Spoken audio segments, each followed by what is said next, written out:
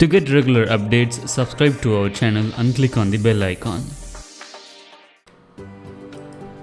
Hello friends, I'm Dipali Shah from Example. In this lesson, we are going to see about the fundamental duties. If you have not watched the previous lessons on the fundamental rights and the directive principle of the state policy, do watch that first and then continue with this lesson.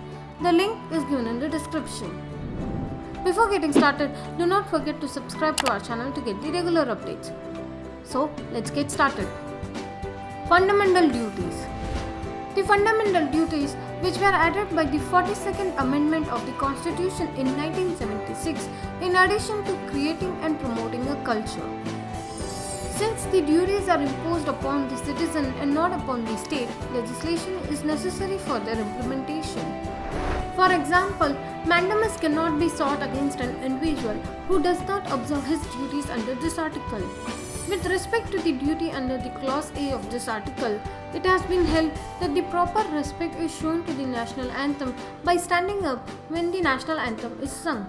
It will not be right to say that the disrespect is shown by not joining in the singing.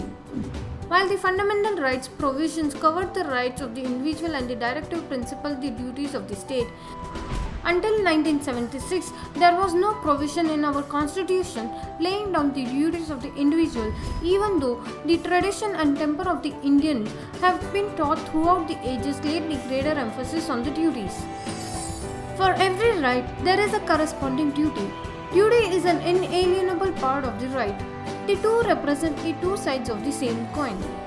What is duty for one is right for the another, and vice versa. If all men have a right to live, the duty is also cast upon all the men to respect human life and not to injure another person. Gandhi sought to emphasize the economic and social responsibilities of all the citizens.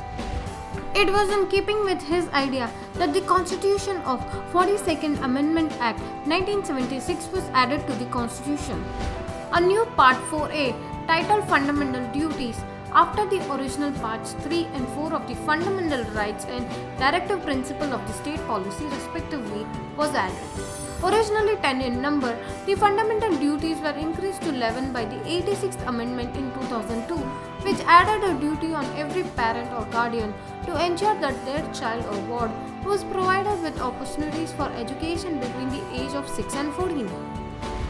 The new Part 4A consisted of the Article 51A, which reads as follows. 51A. It shall be duty of every citizen of India to abide by the Constitution and respect the national flag and the national anthem. To cherish and follow the noble ideals which inspired our national struggle for freedom. To uphold and protect the sovereignty, unity and integrity of India. To defend the country and render national service when called upon to do so. To promote the harmony and the spirit of common brotherhood amongst all people of India, transcending religious, linguistic and regional or sectional diversity, and to renounce the practices derogatory to the dignity of the woman. To value and preserve the rich heritage of our composite culture. To protect and improve the natural environment, including forests, lakes, river and wildlife, and to have the compassion for the living creatures. To develop the scientific temper, humanism and the spirit of inquiry and reform. To safeguard the public property and to abjure violence. To strive towards the excellence in all spheres of individual and collective activity so that the nation constantly rises to the higher levels of endeavor and achievement. To provide opportunities for education by the parent and the guardian to his children or ward between the ages of 6 to 14 years as the case may be. This was added by the 86th Constitutional Amendment in 2002. Criticism of the fundamental duties.